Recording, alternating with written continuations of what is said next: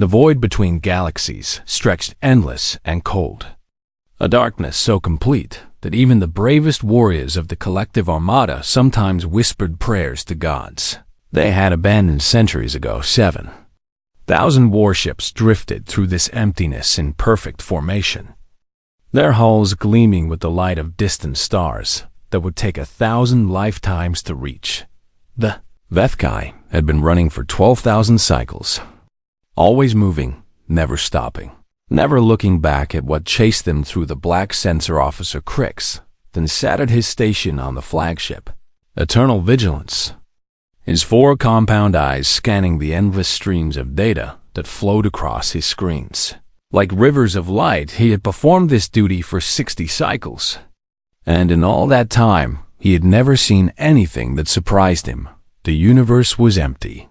After all, every species they encountered either joined the armada or fell to the silence. And there had been no new contacts in nearly 500 cycles. His mandibles clicked together in a rhythm of boredom as he watched the same patterns repeat themselves over and over again. But then something changed. A single blip appeared at the edge of his sensor range, so small and faint that at first he thought it was merely interference from a distant pulsar. He adjusted his instruments and focused all of his attention on that tiny speck of light. The readings made no sense to him at all. The vessel was incredibly small, barely larger than a personal transport shuttle. Its hull was made of carbon steel alloys, primitive materials that the HFY had stopped using 10,000 cycles ago, and its propulsion system was perhaps the most shocking thing of all. The ship was using combustion engines, burning chemical fuel to push itself through the void at speeds that would take centuries to cross. Even the smallest of distance. Crix then felt his hearts begin to beat faster as he ran the origin trace through the computer. When the results appeared on his screen, he felt as though all the heat had been drained from his body. Sector 7, GTHE, Quarantine Zone, forbidden region of space that the Galactic Concordat had sealed off 300 cycles ago. Surrounding a small blue planet orbiting an unremarkable yellow star Earth, the homeworld of the humans, his claws trembled as he opened a channel to the command deck. "Fleet Admiral," he transmitted, his voice barely above a whisper. "We have detected a vessel on approach vector, and you need to see this immediately." Fleet Admiral Vormash had commanded the collective armada for nearly 2,000 cycles, guiding her people through dangers that would have destroyed lesser species.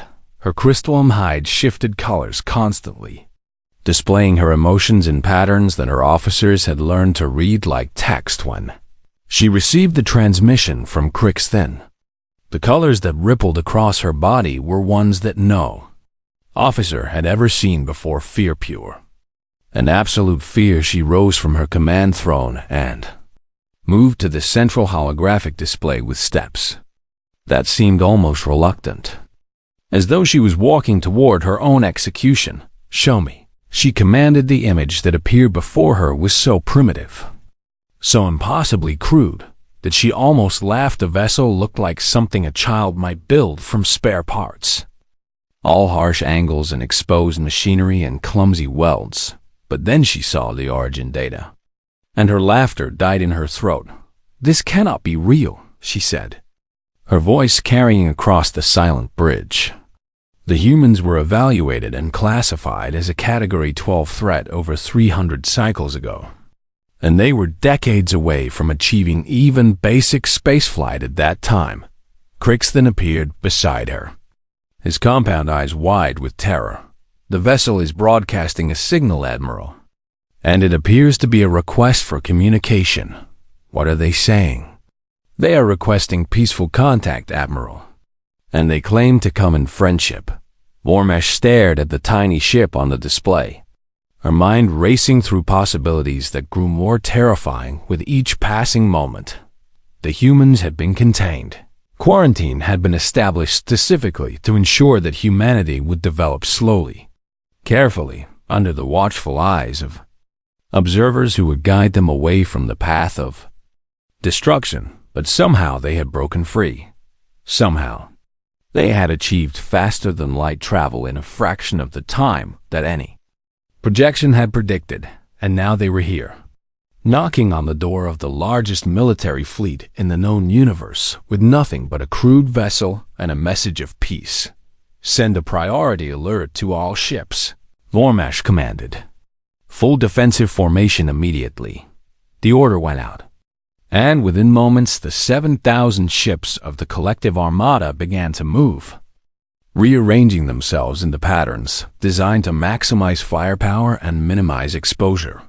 But even as the fleet responded with perfect precision, Vormesh could feel the panic spreading through her people like a plague. The word passed from ship to ship, from officer to officer, from warrior to warrior, spreading faster than any signal could travel. The humans had come in the medical bay of the cruiser Swift Justice.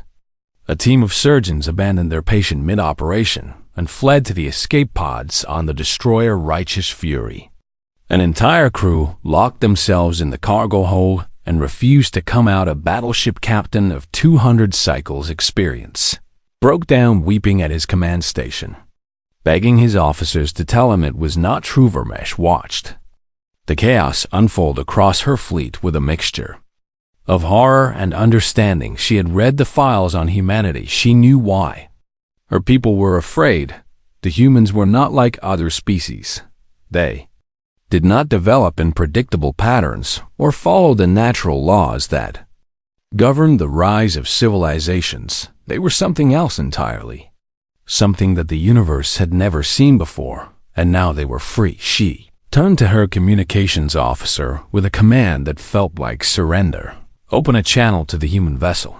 The screen flickered, and suddenly she was looking at a creature that should not have existed. The human was small and soft, with smooth skin and only 2 eyes set in a flat face that seemed utterly incapable of expressing the complexity of emotion. But when the creature smiled at her, Vormesh felt her crystalline hide turn colors of pure white terror. There was something in that smile that spoke of predators and patience, an absolute refusal to accept defeat.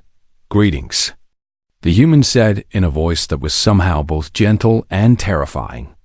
I am Commander Chun Wei of the United Earth vessel Zhang He, and we have traveled a very long way to meet you. Vormesh tried to speak, but the words would not come. In 12,000 cycles of running from the silence, she had never been truly afraid. But now, looking into the eyes of this small, fragile, impossible creature, she understood what fear really meant. The humans had arrived, and nothing in the universe would ever be the same again. While the collective armada descended into chaos and panic spread through 7,000 ships, like wildfire through dry grass, Scholar Ethavani made her way through the corridors of the archive vessel with steady and purposeful steps. She was old by the standards of her species. Her scales faded to a dull gray that spoke of centuries of study and contemplation. Unlike the warriors and officers who were now screaming and running and hiding from a single primitive vessel, Ethavani felt only curiosity. She had dedicated her entire existence to understanding the universe, and she was not about to let fear stop her from learning more about these mysterious humans. The archive vessel was the most important ship in the entire fleet, a massive structure filled with the collected knowledge of 4,000 conquered and absorbed species. Every discovery, every invention, every piece of wisdom that any civilization had ever produced was stored within its crystalline memory cores, and somewhere in those endless halls of data was the truth about humanity. Ethavani entered the central access chamber and placed her claws on the interface panel, feeling the familiar tingle of connection as her mind linked with the vast intelligence of the archive. Access requested. She spoke aloud. Species file designation human, origin planet Earth, Sector 7G. The archive hummed with activity, and then a message appeared before her eyes that made her scales ripple with surprise. ACC says, Denied classification level 17 Supreme Council authorization Rick Avenue. Had been a scholar for over 500 cycles. And in all that time, she had never encountered a file with more than 4 levels of classification 17. Levels meant that this information was considered more dangerous than weapons, designs or fleet movements or even the location of the Armada itself. Her curiosity burned brighter than ever. She began working through the encryption layers one by one, using techniques she had learned from the memories of 1,000 dead civilizations. Some of the security protocols were so ancient that the species who had created them no longer existed. Others were so complex that they would have taken ordinary mind centuries to unravel. But Ethivani was no ordinary mind. And after several hours of intense concentration, she finally broke through the last barrier. The file opened before her like a door into nightmare. SBCIES designation: Human origin, Earth. Sol system. Sector 7G, biological classification. Apex persistence predator threat level. Absolute status. Quarantine primary recommendation: do not engage under any circumstances. Station read on. Her horror growing with every word. The humans had evolved on a world that seemed designed to kill them. Their planet was covered in deadly predators, poisonous plants, extreme temperatures, and natural disasters that occurred with terrifying regularity. Earthquakes shattered their cities.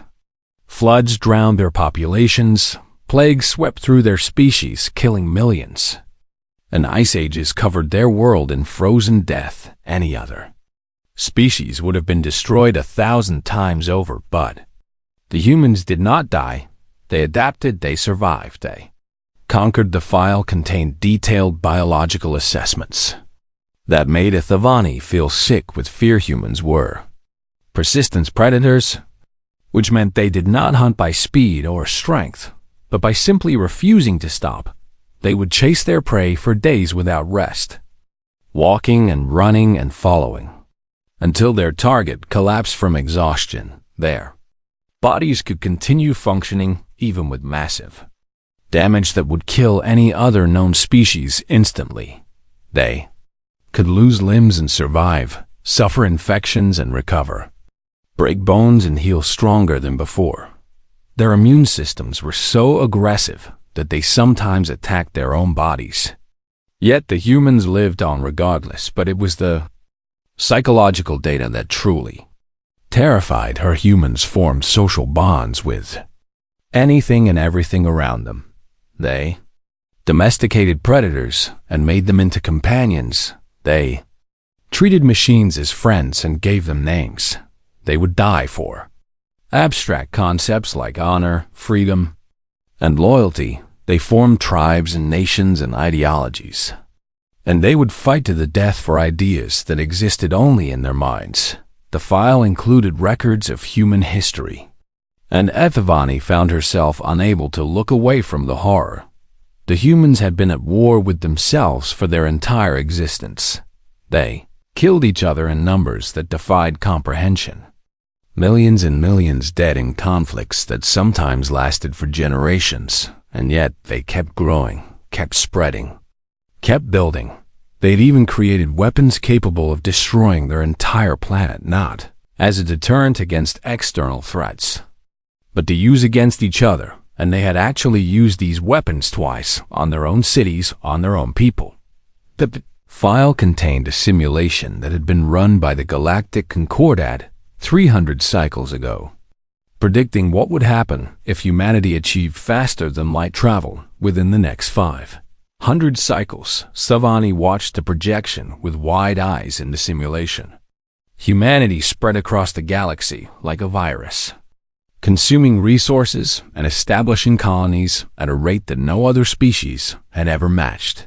They absorbed other civilizations not through conquest, but through cultural assimilation. Their ideas and technologies and ways of thinking proving irresistible to species that had remained static for millennia within 1,000 cycles of achieving spaceflight. The simulated humans had become the dominant force in the galaxy within 2,000 cycles. They had encountered the silence, and then something happened that the simulation had not predicted. The humans did not run. Every other civilization in history had fled from the silence, understanding instinctively that some forces could not be fought, but the humans, impossible stubborn humans, had turned to face the darkness. The simulation ended there. Unable to calculate what would happen when an unstoppable force met an immovable object, Vanny closed the file and sat in silence for a long time, her mind struggling to process what she had learned. The quarantine had been established not as a punishment but as a mercy. The Galactic Concordat had looked at humanity and seen a species that would either save the galaxy or destroy it. They had chosen to give the humans time to slow their development, to hope that perhaps they would mature before they broke free, but now the humans had escaped their cage.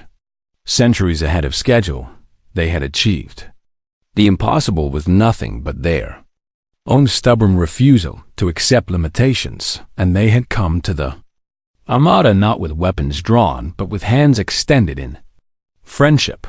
Evan rose from her seat and made her way back toward the command deck, knowing that she had to share what she had learned. The Fleet Admiral needed to understand that this was not an invasion. It was something far more significant. The humans had arrived at the exact moment in history when the collective Armada needed them. Most of the silence was still out there, still chasing, still consuming everything in its path for 12,000 cycles.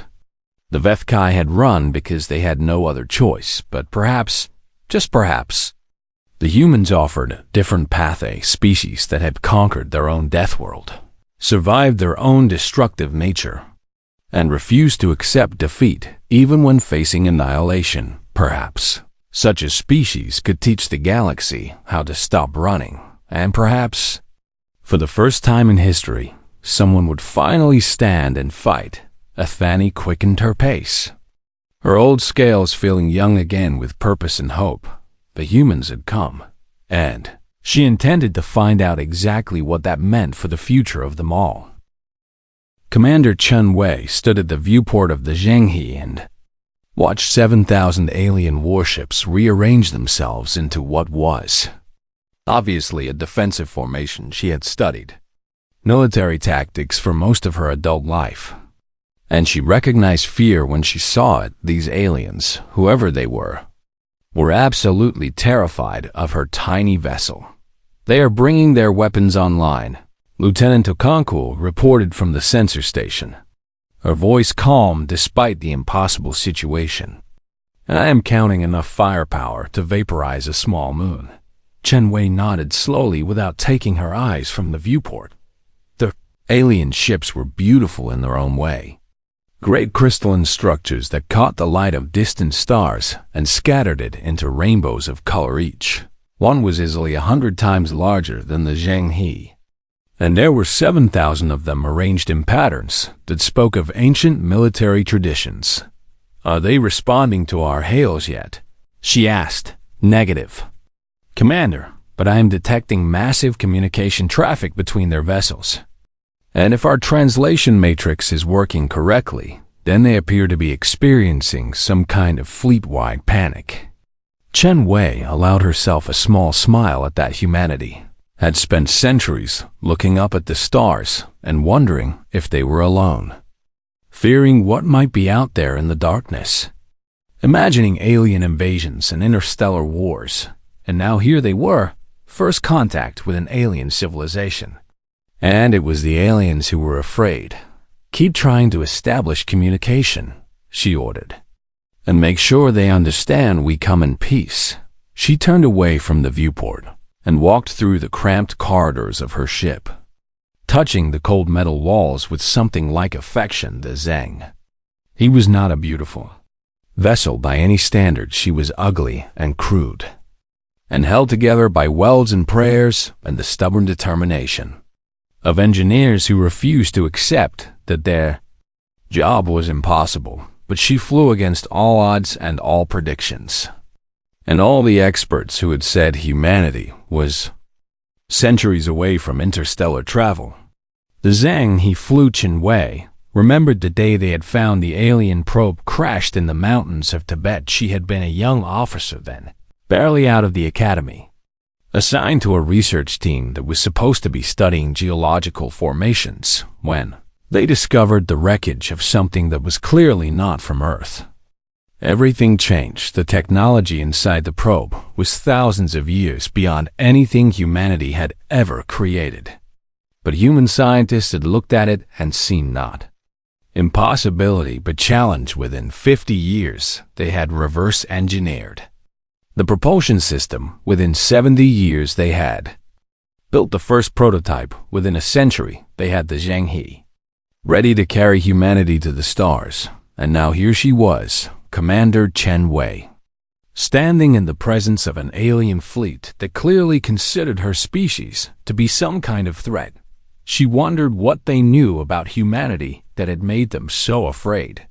"Commander," Lieutenant Okonkwo's voice came over the intercom with barely contained excitement. "They are responding to our hail." Chen-Wei moved quickly to the communication station and took her seat in the captain's chair. The main screen flickered and then displayed an image that made her breath catch in her throat. The alien was unlike anything she had ever imagined. Its body appeared to be made of living crystal, shifting colors rippling across its surface in patterns that seemed almost like language. Multiple eyes studied her from a face that held no recognizable expression. And when it spoke, its voice was translated through the computer into words that carried an undertone of deep fear. "Human vessel. This is Fleet Admiral Vormesh of the Collective Armada, and you will explain how you escaped the quarantine immediately." Chen-Wei felt the word hit her like a physical blow. "Quarantine. I am Commander Chen-Wei of the United Earth vessel Zhanghe," she responded with careful diplomatic calm. "And I'm afraid I do not understand what you mean by quarantine." The alien's colors shifted to something that might have been disbelief. "Your system was sealed 300 cycles ago by order of the Galactic Concordat, and your species was classified as a Category 12 threat requiring absolute containment until such time as you developed sufficient maturity to join the galactic community." Chen-Wei sat very still as the implications of those words settled into her mind. Humanity had not been alone. They had never been alone. The universe had known about Earth and had watched and had deliberately chosen to keep humanity isolated. "Are you telling me," she said slowly, "that alien civilizations have been aware of Earth for hundreds of years and chose not to make contact? Correct. You telling me that you intentionally prevented humanity from receiving any indication that other intelligent life existed? The quarantine was established for your own protection as well as ours."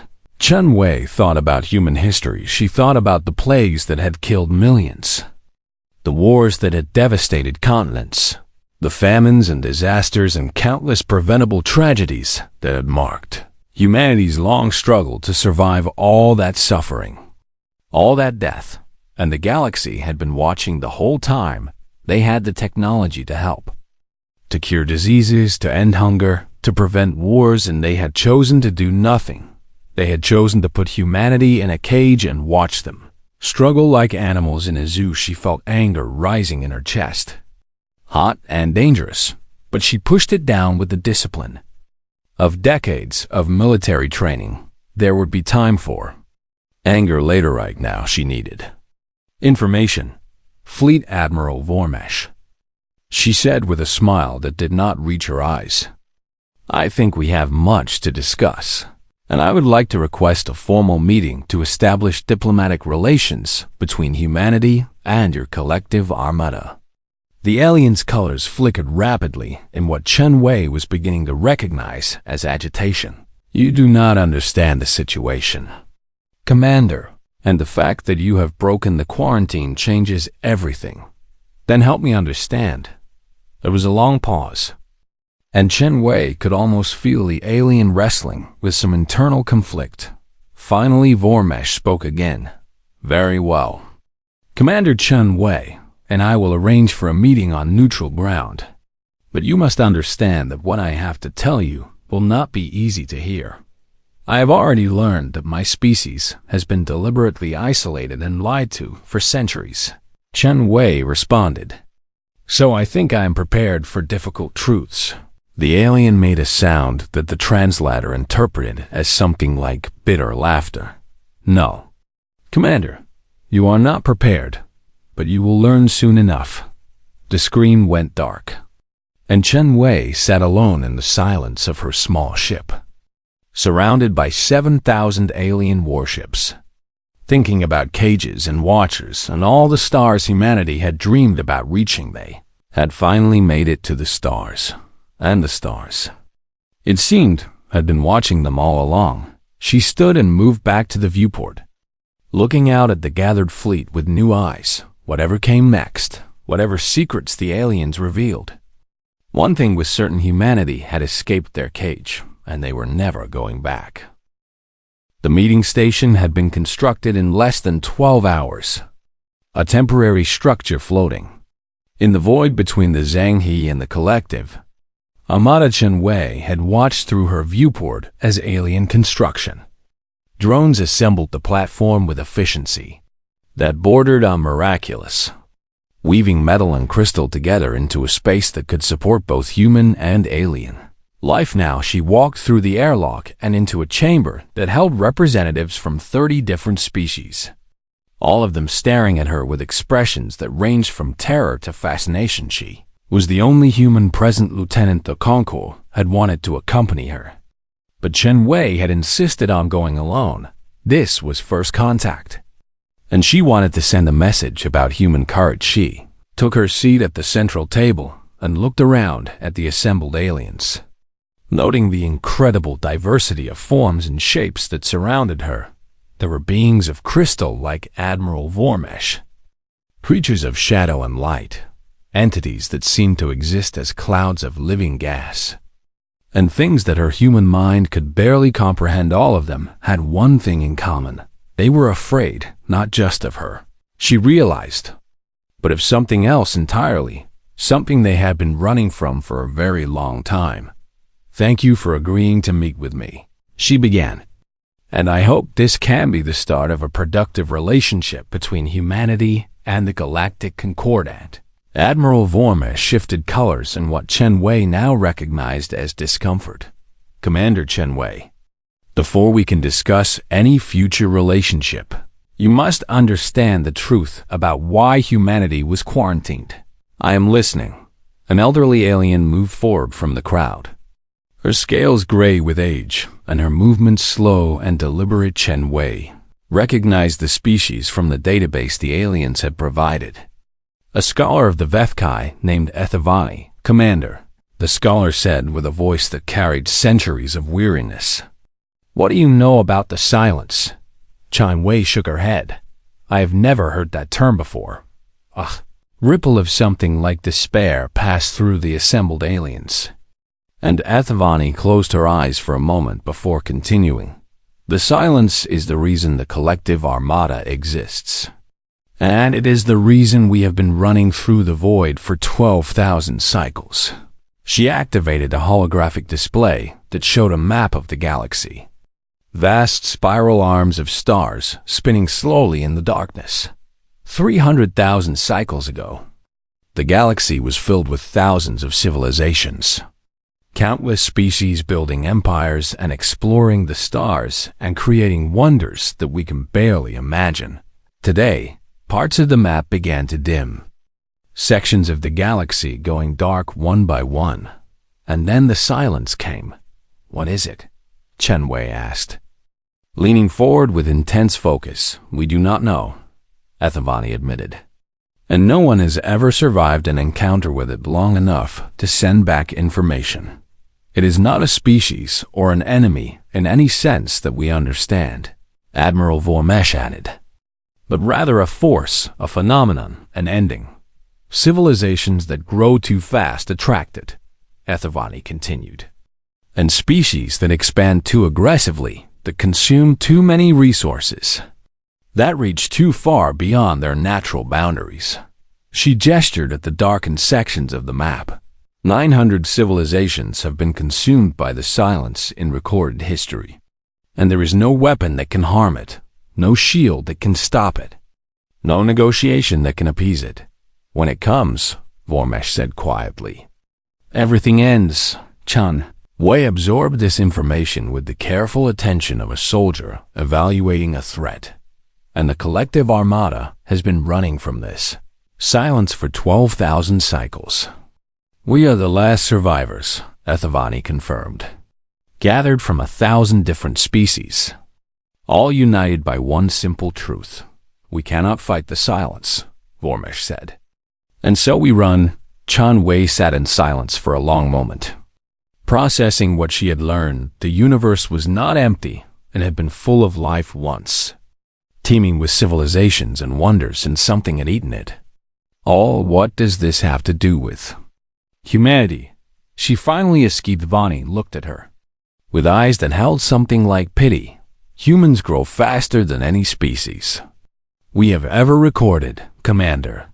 And your adaptability, your aggression, your absolute refusal to accept limitations, you would have attracted the silence within centuries of achieving spaceflight, Vormesh added. And the quarantine was established to slow your development, to give you time to mature, to perhaps find a way to grow without triggering the end. Chun Wei felt the weight of those words settle onto her shoulders. Humanity had been caged not out of cruelty, but out of fear. The galaxy had looked at her species and seen something dangerous, something that burned too bright and moved too fast, and they had been terrified of what that brightness might attract. Has anyone ever tried to fight it? She asked. The silence that followed was answer enough, Commander, HFY said gently. Every species that has ever faced the silence has been destroyed. And there is no victory possible against an enemy that cannot be understood or harmed. Running is not victory, Chun Wei responded. And 12,000 cycles of fleeing sounds more like slow extinction to me. It is survival, Vormesh said firmly. For how long? The question hung in the air. Heavy and uncomfortable, Chun Wei looked around at the assembled aliens. These representatives of countless species who had spent millennia running from an enemy. They could not fight. She saw the exhaustion in their postures, the resignation in their eyes, the slow death of hope that came from generations of retreat, and she made a decision. Admiral Vormesh, she said, I would like to propose an alliance. An alliance against what? Against the silence. The reaction was immediate and explosive. Aliens crying out in multiple languages, colors shifting and forms rippling with shock and disbelief. That is madness, someone shouted. Humans are insane, another voice added. We told you, a third alien hissed. We told you they were dangerous. Chun Wei waited for the chaos to subside before speaking again. My species has faced extinction many times, she said calmly. And we have survived ice ages, plagues, asteroids, and our own self-destructive nature. That does not mean you can fight the silence, HFY said. Perhaps not, Chun Wei admitted. But I can promise you this. She stood from her chair and looked around the room at 30 species who had given up hope. Humanity does not run. We have faced enemies we could not defeat, and we have fought them anyway. We have stood against impossible odds and refused to surrender. We have chosen death over submission more times than history can count.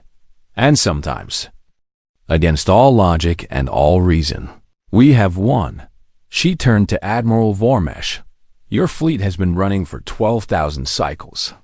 And in all that time, you have been slowly dying. You have lost hope, lost purpose, lost the will to be anything more than survivors. But humanity has hope to spare. We have purpose burning in our blood, and we have something that the silence has never encountered before. What is that? Vormesh asked quietly. Chun Wei smiled. And it was the smile of a species that had crawled out of the mud and reached for the stars against all odds. Stubbornness, she said. And we are very, very good at being stubborn. The alien stared at her in stunned silence, and for the first time in 12,000 cycles, something that looked like hope began to flicker in their ancient eyes. 6 months had passed since the meeting on the station, and the universe had changed in ways that no one could have predicted. The collective armada no longer drifted alone through the void between galaxies around the 7,000 ancient warships. A new fleet had gathered, crude and ugly, and held together by what the alien engineers called impossible stubbornness. Human ships, hundreds of them pouring through the gap in space where the quarantine barrier had once stood. Each one a testament to the determination of a species that had been told they could not reach the Stars Fleet. Admiral Vormesh stood on the observation deck of the Eternal Vigilance and watched another wave of human vessels emerge from faster-than-light transit, their hulls scorched and their engines smoking, but their crews cheering with triumph. That makes 473 ships this week, Commander Shen Wei said from beside her, consulting a datapad that looked like it had been repaired at least a dozen times. And Earth says another 200 are almost ready for launch. Vormesh turned to look at the human woman who had become something like a friend over these past months. Shen Wei had changed since their first meeting.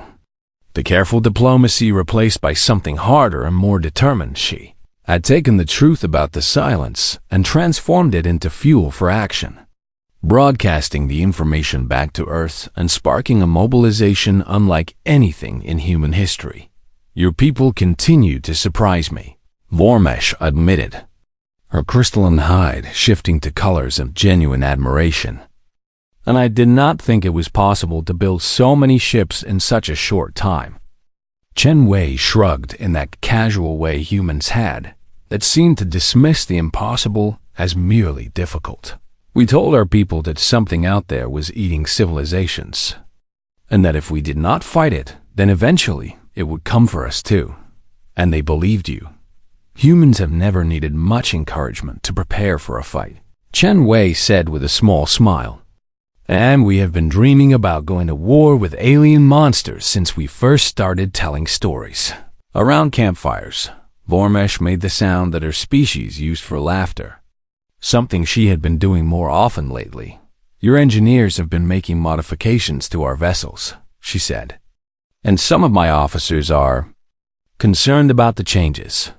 Concerned. How? They say the modifications are crude and inelegant. Chen Wei nodded as though this was a reasonable complaint. What do your tactical officers say? Vormesh hesitated before answering. They say the modifications have increased our combat effectiveness by approximately 300%. Then I would suggest your other officers learn too. Appreciate crude and inelegant. New ship emerged from transit, larger than the others. Its hull painted with symbols that Chen Wei recognized as the flags of every nation on Earth combined into a single design. The United Earth Ship Armstrong, she said with something like reverence in her voice. Our first proper warship. Vormesh studied the vessel with careful attention. It was not beautiful by any standard. All harsh angles and exposed weapon systems and armor. Plating that looked like it had been bolted on as an afterthought, but there was something about it that made her crystalline hide tingle with unfamiliar emotion. Ship looked dangerous, not elegant or efficient or tactically optimized, but dangerous in the way that a cornered predator was dangerous. It was a ship designed by people who had every intention of hurting whatever they pointed it. And how many weapons does it carry? She asked. All of them, Chen Wei replied. And we are still adding more. Scholar Ethavani approached from behind them, her age scales looking somehow brighter than they had 6 months ago. Commander Chen Wei, she said, I have completed my analysis of the historical records you provided regarding human warfare. And what did you find?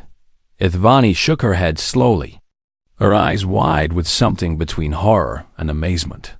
Your species has been at war with itself for your entire existence, and the scale of your conflicts defies comprehension. We know. You developed nuclear weapons and used them on your own cities. We know.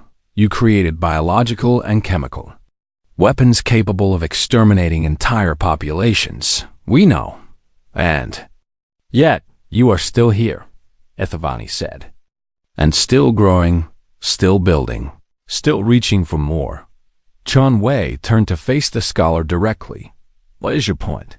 My point, Commander, is that I have studied the silence for 500 cycles, and I have analyzed every species that has ever fallen to it. She paused, her voice dropping to something like wonder. None of them were like you. What do you mean? The species that fell to the silence were all civilized, Ithvani explained. And they had moved beyond internal conflict, beyond war, beyond the kind of aggressive expansion that attracts the darkness. They were peaceful, they were mature, and they were destroyed because they had forgotten how to fight. Vormesh felt understanding dawn as she realized what the scholar was suggesting.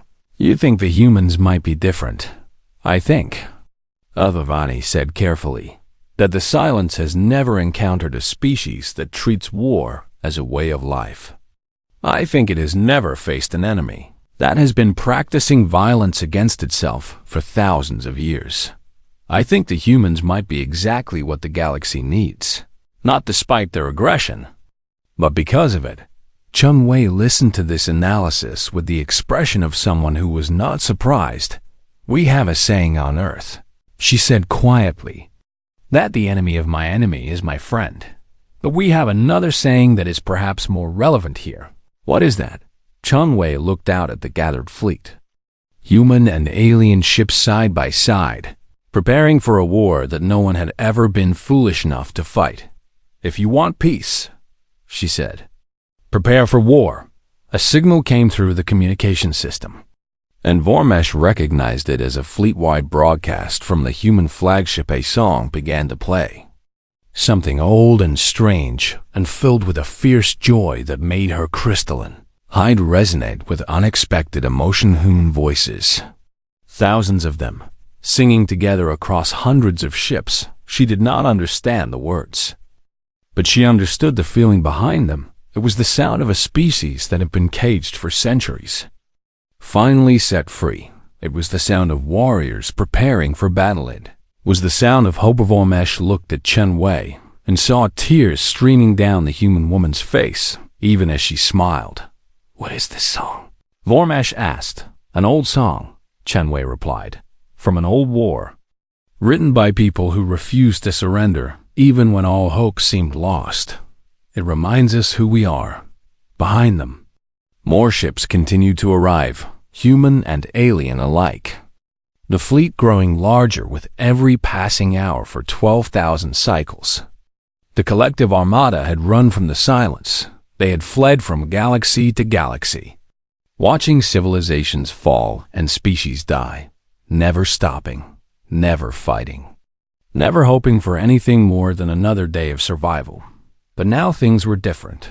Now they had humans. Now they had a species that did not know how to give up, that had never learned to accept defeat, that would rather die fighting than live. Running the silence was coming. It had consumed 900 civilizations. It had devoured countless species. It had ended worlds and empires, and dreams beyond counting, but it had never faced humanity. And as the human song echoed through 7,000 ancient ships and 400 crude human vessels, something changed in the hearts of the collective armada for the first time in 12,000 cycles. They stopped running for the first time in 12,000 cycles. They turned to face the darkness, and for the first time in 12,000 cycles, they were not afraid because the humans were with them, and the humans did not know how to be afraid. Silence was coming, and humanity was waiting.